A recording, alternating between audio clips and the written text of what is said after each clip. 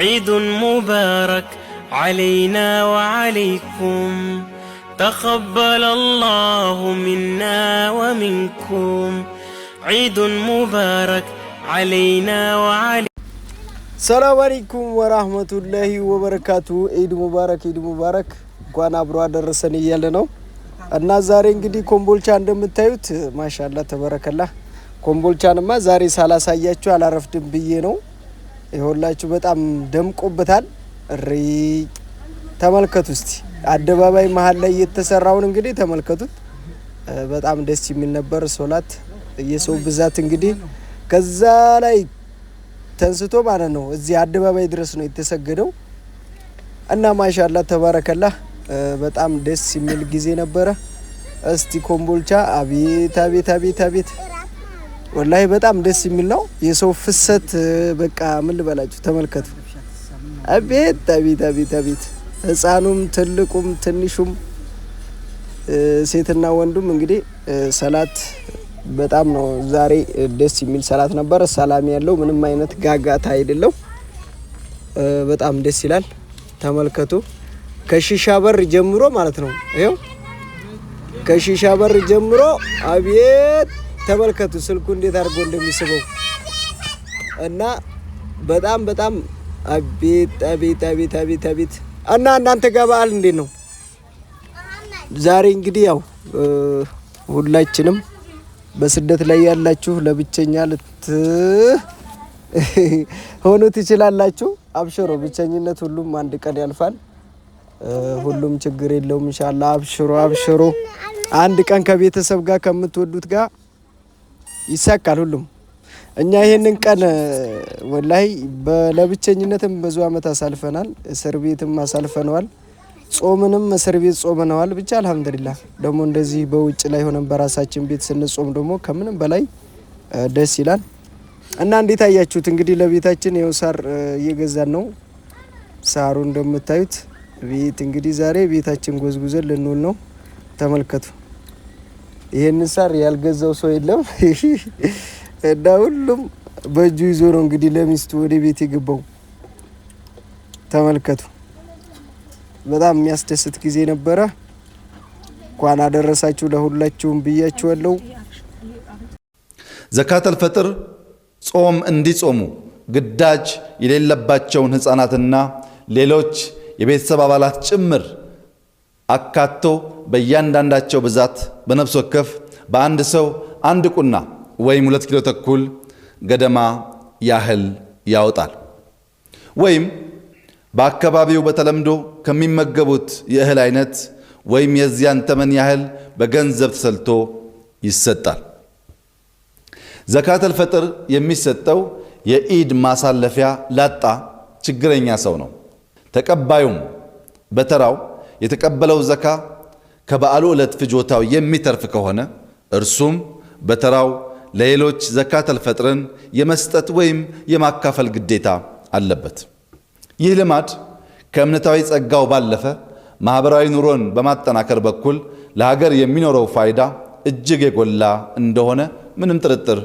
የለውም ሌላው የኢድ ውበት ዘመድ ከዘመድ ጎረቤት ከጎረቤት ጋር መጠያየቅ መመራረቅና አቅም በፈቀደ መጠን ደስታን ለመግለጽ ቤት ያፈራውን መቋደስ ነው አማኙ ስጦታ ይቀያየራል በተለይ ለበዓሉ ማረድ የማይችሉ ችግረኛ ጎረቤቶች ካሉ ደግሞ እነርሱን በስጦታው ማሰብ ግዴታ ነው የምንሰጠው ስጦታ አነስተኛ ቢሆንም እንኳን ዋናው እነርሱን ማሰብ እንግዲህ ዘካተል ፍጥር ላስታውሳችሁ ብዬ ነው ሻሃችንም እየተናገሩ ነው እንደምታዩት ሻሃችን በነገራችን ላይ ሁሉንም አውቃለሁ ነው የሚሉትና ያው ችግር የለውም ሁሉን ማወቃቸው ነው ትልቁ ነገር እኔ ራሱ ዛሬ ስንት ሰው ሆኖብኛል ዘንድሮ ማለት ነው ማሂር አሚቲ እኔ ራሱ 4 ሆኖብኛል ከኔ ጋር ማለት ነው ለአራት ሰው ነው ዘካተል ፍጥር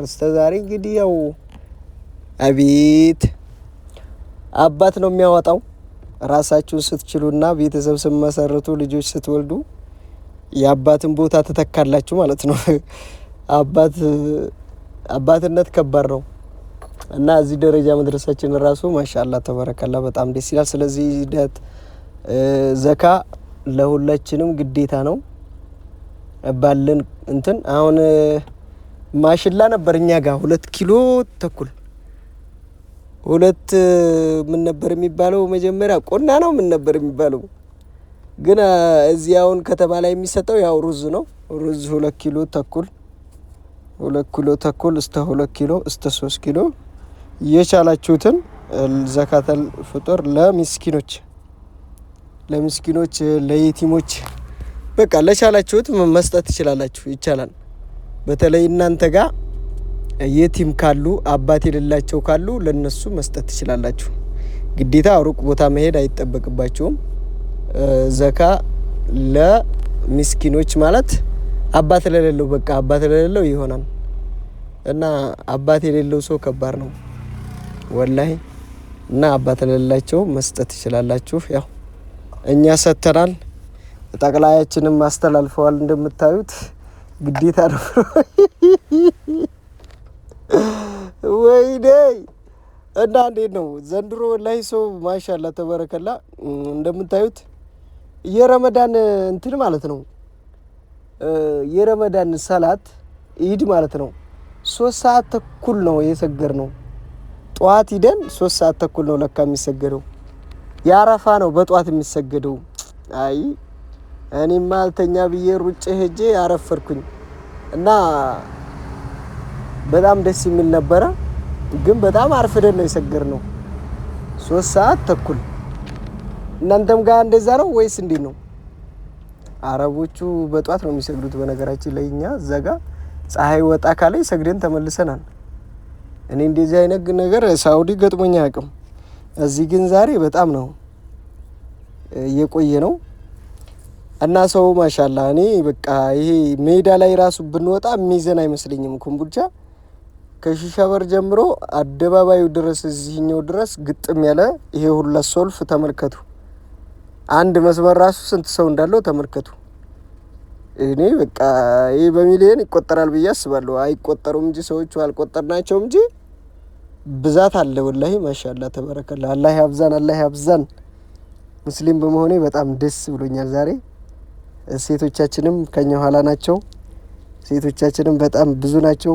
አቤት እና አላህ ያብዛን። እንግዲህ የዛሬው ሶላት ይሄን ይመስል ነበረ። በእናንተ ጋስ እንዴት ነው? ያው ቪዲዮ በጣም ቆይቷል። ኢንተርኔት የለም ዛሬ። ሁሉም ሰው ተጠቃሚ ሆኗል። ይሄ ሁሉ ጀማ ሁሉም ኢንተርኔት ተጠቃሚ ሆኖ በቃ ተጨናንቋል። ቪዲዮ ያው ቆይቶ ነው የሚደርሳችሁ።